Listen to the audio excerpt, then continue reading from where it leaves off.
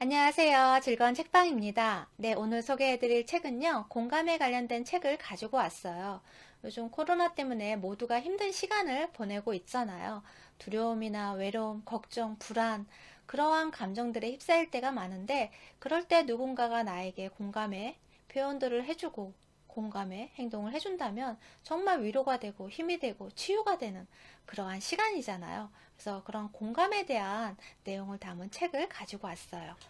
어떤 책이냐면요. 당신은 너무 늦게 깨닫지 않기를 이라는 책이에요.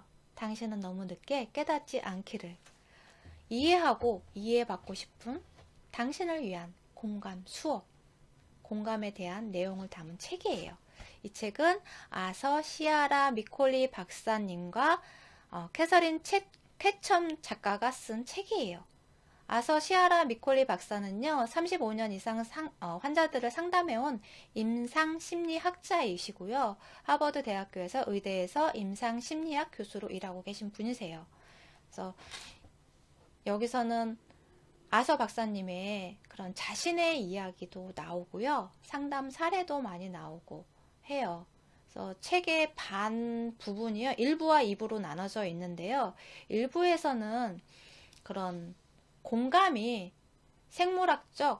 공감의 생물학적 뿌리를 알아보고 자신과 타인, 그리고 또 이 세상을 이해하는데 공감이 어떤 필수적 역할을 하는지, 그 부분에 대해서 어떻게 연결되어 있는지, 왜 필요하고 필연적일 수밖에 없는지, 그 부분에 대해서 이야기를 하세요.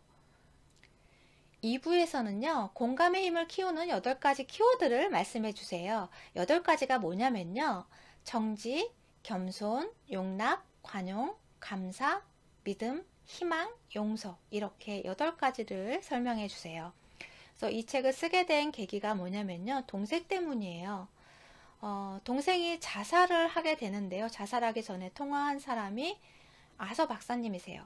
아서 박사님이 27살 때 상담 심리학 석사를 마치고 이제 박사 과정을 마무리하는 그런 단계였는데, 그때 동생이 사고를 치고 도망자의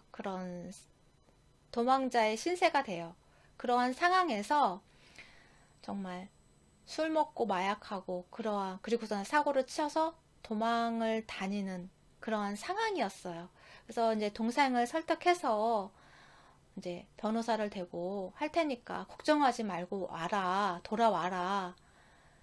뭐 죗값을 치르면 된다. 너는 알고 죄를 지은 것이 아니라 단순하게 모르고 한 것이기 때문에 너는 감옥에 가도, 그러니까 가벼운 벌을 받게 될 거다. 그렇게 설득을 막 한 거예요. 그런데 동생이 자신은 이제 감옥에 가면 죽어버리는 게 낫다고, 감옥에 가느니 차라리 죽는 게 낫다고 하면서 마지막으로 이런 말을 했어요. 사랑한다고. 사랑해 형, 그렇게 이야기를 했어요. 근데 평소에 사랑한다는 말을 잘 표현을 하지 않는데 사랑한다고 그렇게 말을 한 거죠. 근데 그 당시에 그 자살의 징후를 알 수 있었다면, 그리고 자신이 좀 더 동생의 말에, 동생의 감정의 상태에 이해하려고 노력하고 공감을 해줬더라면 자살을 하지 않았을까, 자살을 막지 않았을까 하는 그러한 생각을 하게 되었고, 그래서 공감이 왜 중요하고 그런 공감에 대해서 많은 연구를 하게 되고 책을 보게 되고 더 거기에 대해서 연구를 하게 되는 계기가 되었다고 해요. 그리고 이 책을 쓰게 된 계기도 그러한 일이 다른 누군가에게도, 사랑하는 누군가를 잃는 그러한 상황이 되지 않도록, 그러한 상처가 되는 상황들이, 그러한 것을 미리 막을 수 있다면 정말 좋은 일이잖아요. 그러한 상황까지 가지 않게끔 도와줄 수 있는 것이 공감이라는 거예요. 서로에게 상처가 되지 않고 도움을 줄 수 있고 위로가 될 수 있고 희망적인 희망을 줄 수 있고, 그러한 일이 공감이라는 거죠. 그래서 그러한 부분에 대해서 이렇게 이야기를 하세요. 동생의 죽음에 대해서. 책 내용을 읽어드릴게요. 역설적이게도 데이비드의 죽음을 계기로 나는 인간관계에 대한 믿음이 더욱 깊어졌다. 동생의 삶을 돌아볼 때면 이젠 내가 놓치고 지나가 버린 기회들이 눈에 보인다.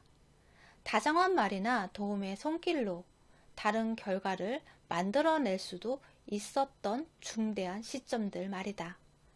동생이 세상을 떠나기 어느 지점들에서 방향을 잘못 틀었는지를 지침 삼아 나는 사람들이 올바른 방향을 택할 수 있도록 돕고 동정심을 가지고 경청하고 반응하며 안심과 위로의 말을 건네고 절대로 희망을 놓지 않는 법을 이해하게 되었다. 또한 답보다는 질문에 더 초점을 맞추는 법을 터득했고 우리가 무한대로 성장하고 변화하며 달라질 수 있다는 사실을 진심으로 믿게 됐다. 이것이 공감의 방식이다. 공감은 절대 포기하지 않는다. 또한 공감은 인간 영혼의 탄력성을 이해한다. 선의를 위해 건설적으로 쓰일 때 공감은 승산 없는 싸움이나 절망 같은 단어를 전면 거부한다. 그리고 공감은 나를 치유했고 용서를 가르쳤으며 새로운 관계를 맺고 유지함으로써 삶에서 다시금 희망을 얻게 했다. 네. 이러한 힘을 가진 공감을 우리를 고통에서 벗어날 수 있게 해주고 서로의 관계를 좋게 만들어주고 희망을 얻게 하는 그러한 공감에 대해서 말씀을 하세요. 그래서 여기서 8가지를 말씀해 주신다고 하셨잖아요. 그래서 그 책 부분에 대해서 몇 가지만 말씀을 드릴게요. 이 책이 신간이라 많은 부분을 자세하게 설명을 못 해드리고 여기서 공감의 힘을 키우는 8가지 중에 정직이 나오잖아요. 나 자신에게도 정직해야 하고 타인에게도 정직해야 한다는 거죠. 그런데 정직하기 이전에 존중이 들어가야 해요. 나 자신에 대한 존중, 그리고 타인에 대한 존중이 있어야 한다는 거죠. 예를 들어서 한 사례를 소개를 해드릴게요.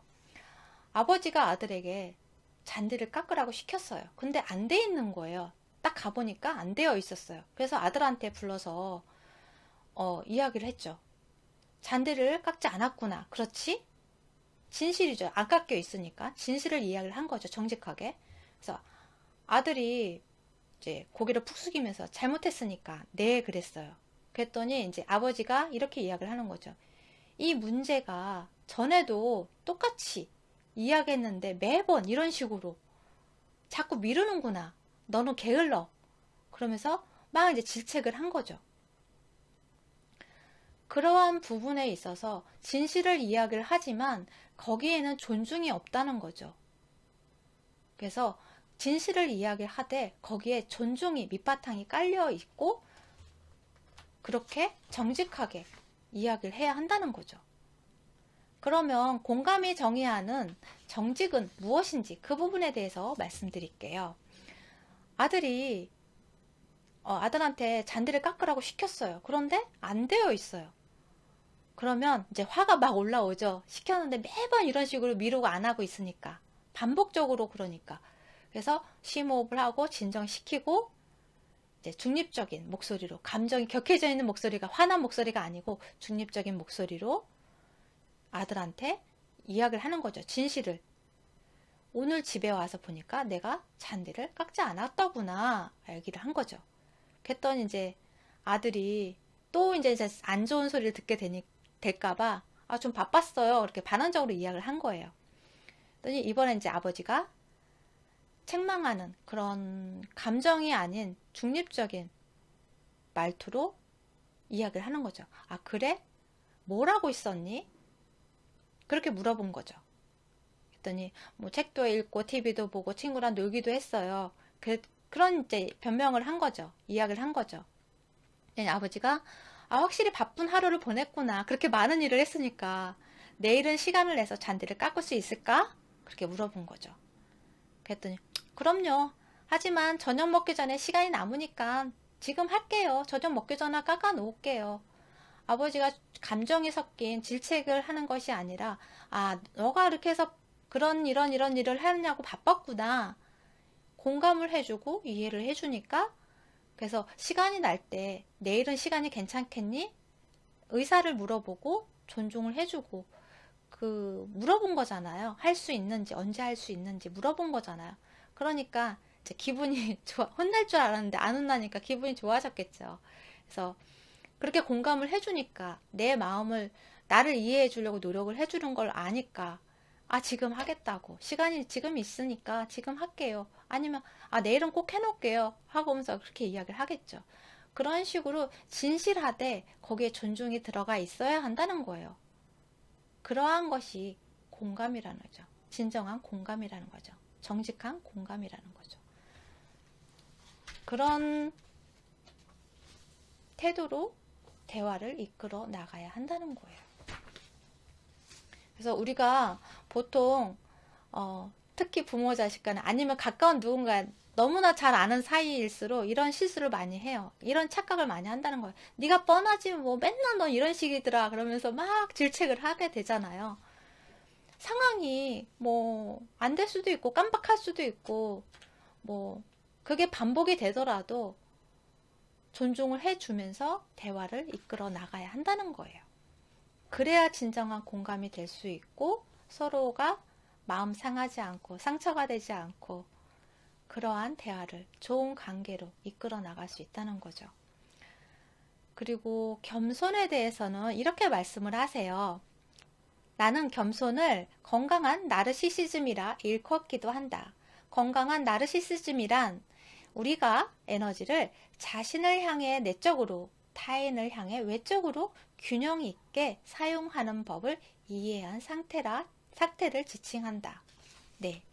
자기 자신을 사랑하고 자기 자신의 좋은 점, 나쁜 점, 안 좋은 점 그런 것까지 다 이해하고 받아들이고 사랑하는, 그리고 또 그러한 부분을 나를 인정을 함으로 인해서 다른 누군가의 그런 부분도 받아들이고 이해하고 인정해주는, 존중해주는 그러한 마음가짐을 이야기를 해요. 그래서 공감은 어떻게 겸손으로 이어지는가라는 부분에서 이렇게 말씀을 하세요. 다른 사람의 관점으로 볼 수 있으려면 먼저 자신의 시각을 포기할 줄 알아야 하며 스스로 내 시야는 충분히 포괄적이지 않아 라 말할 수도 있어야 한다. 난 충분히 잘하지 못해 라며 자신을 비난하는 것이 아니라 나는 배우고 경험해야 할 것이 아직 많아 라고 자기 확장에 대한 의지를 전달하는 것이다. 공감이 탄생시킨 겸손은 열린 마음으로 새로운 상황을 맞이할 수 있도록 자신의 이론과 편견을 접어두겠다는 굳건한 의지를 나타낸다. 네. 내가 모든 것을 다 알고 다 이해할 수는 없잖아요. 그러한 편견, 내가 이런 부분에 대해서 이러한 생각을 갖고 있지만 그런 것을 접어두고 열린 마음으로 상대방이 있는 그대로를 이해하려 노력하는 그런 열린 그런 시각이 필요하다는 거예요. 타인의 관점에서 바라보며 그들의 생각과 감정을 정확히 추측하는 능력은 자기 자신의 감정, 욕구, 믿음, 생각을 더 많이 알아가면서 조금씩 얻어진다. 나 자신의 감정에 대해서 관심을 기울이고 다양한 많은 면들을 나 자신을 알아감으로 인해서 나한테서 일어나는 그런 생각들이나 감정, 욕구 그런 것들을 알아감으로 인해서 다른 누군가를 이해하는 데 도움이 된다는 거예요. 내가 그러한 경험이 없으면 나 자신한테 일어나는 그러한 것을 느끼지 못하면 다른 누군가가 그러한 생각과 감정을 느꼈을 때 이해하기가 어렵잖아요. 내가 경험이 없으니까. 그렇기 때문에 내 안에서 일어나는 그러한 많은 수많은 감정들이나 생각들 그러한 것들을 느끼고 이해하고 받아들이고 함으로 인해서 다른 누군가도 이해할 수 있게 되는 그러한 시각을 만들 수 있다는 거죠. 그리고 여기서 용납이라는 부분이 나오잖아요. 누구나가 다 모순은 있어요. 인간이라면 누구나가 다 모순을 가지고 있잖아요. 있는 그대로, 모순이 있는 그대로 그것을 용납할 수 있어야 한다는 거죠. 나 자신에게도, 다른 누군가에게도 그러한 부분이 있다는 것을 인정하고 용납할 수 있어야 한다는 거죠. 책 내용을 잠깐 읽어드릴게요. 공감이 정의하는 용납은 계속해서 발전하는 세 가지 단계를 구성한다. 첫 단계는 모든 모순과 복잡성을 포함한 자기 자신을 받아들이는 법을 배운다. 이러한 자기 용납 단계 후 이어지는 두 번째 단계에서는 모든 모순과 복잡성을 포함한 타인의 존재를 받아들이는 법을 터득하게 된다. 마지막으로 세 번째 단계에서는 모순투성이의 복잡한 두 명의 인간이 만났을 때 필연적으로 발생할 수밖에 없는 또 다른 모순과 복잡성을 받아들일 줄 아는 방법을 익히게 된다. 네, 나 자신한테 있는 모순과 복잡성, 그리고 타인, 그 사람도 타인도 모순과 복잡성으로 얽혀 있겠죠. 그러한 두 사람이 만났으니 필연적으로 어쩔 수 없이 발생할 수 있는 문제들이 생겨나잖아요. 그러한 것들을 좀 더 이해할 수 있고 공감할 수 있고 받아들일 수 있게 되는 그러한 상황이 된다는 거죠.